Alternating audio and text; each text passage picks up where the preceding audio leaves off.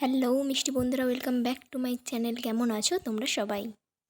আজ তোমাদের সাথে একটা শ্যাম্পু হেয়ার হ্যাক শেয়ার করছি, যেটা তোমাদের চুলকে ভীষণ সিল্কি শাইনি করে তুলবে।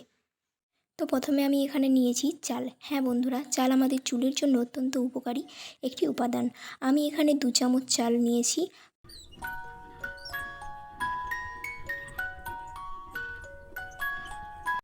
এবার এই চালটিকে আমি ভালো করে ওয়াশ করে নিচ্ছি।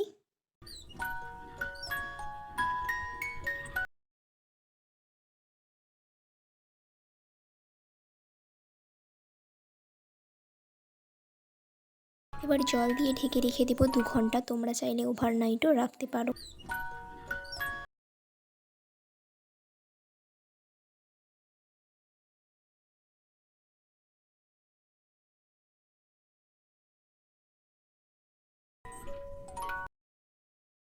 দু ঘন্টা রাখার পর দেখো বন্ধুরা, জলটিকে এবার আমরা ছেঁকে নেব।